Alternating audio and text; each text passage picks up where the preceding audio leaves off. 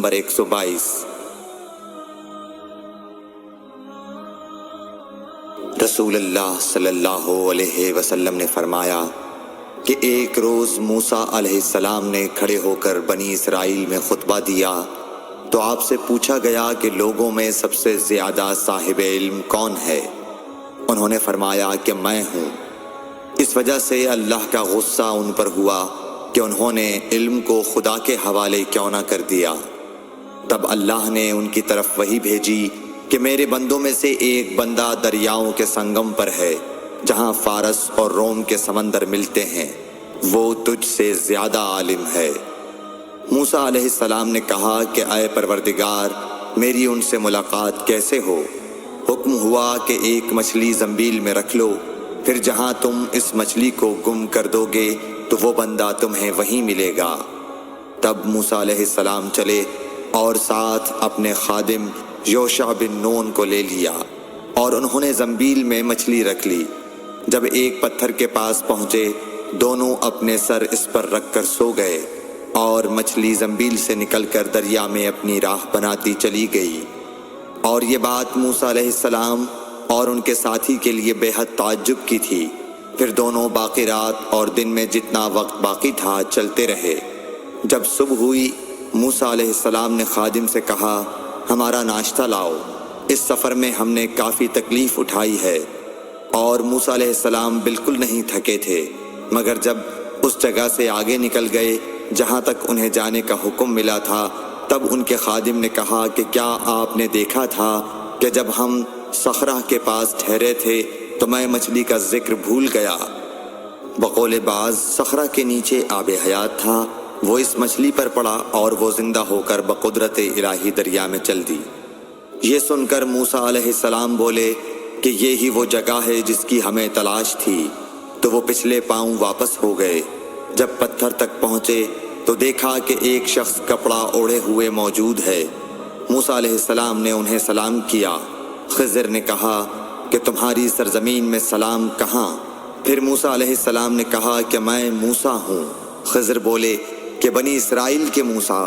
انہوں نے جواب دیا ہاں۔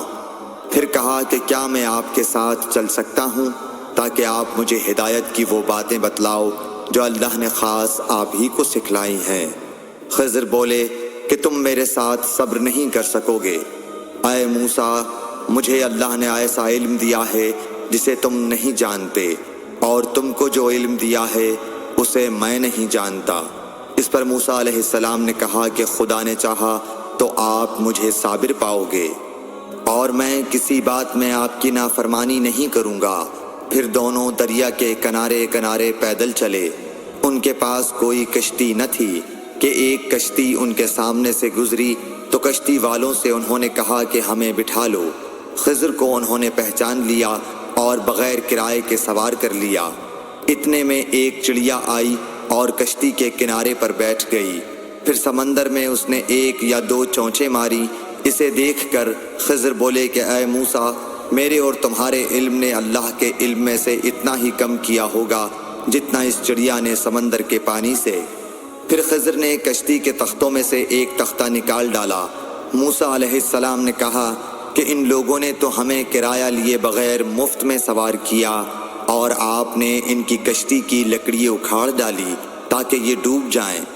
خضر بولے کہ کیا میں نے نہیں کہا تھا کہ تم میرے ساتھ صبر نہیں کر سکو گے؟ اس پر موسیٰ علیہ السلام نے جواب دیا کہ بھول پر میری گرفت نہ کرو۔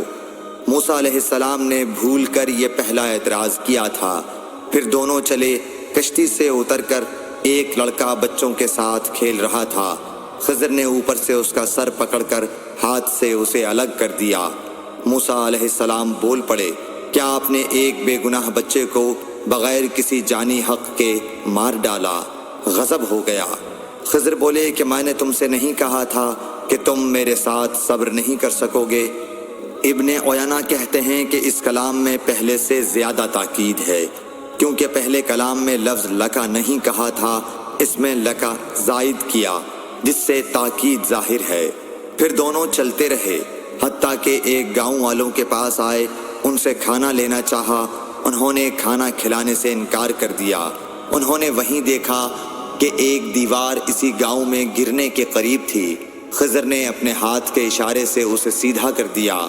موسیٰ علیہ السلام بول اٹھے کہ اگر آپ چاہتے تو گاؤں والوں سے اس کام کی مزدوری لے سکتے تھے۔ خضر نے کہا کہ بس اب ہم اور تم میں جدائی کا وقت آ گیا ہے۔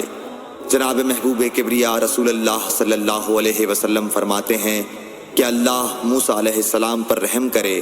ہماری تمنا تھی کہ موسیٰ علیہ السلام کچھ دیر اور صبر کرتے تو مزید واقعات ان دونوں کے بیان کیے جاتے اور ہمارے سامنے روشنی میں آتے، مگر حضرت موسیٰ علیہ السلام کی عجلت نے اس علم لدنی کے سلسلے کو جلد ہی منقطع کرا دیا۔ صحیح بخاری حدیث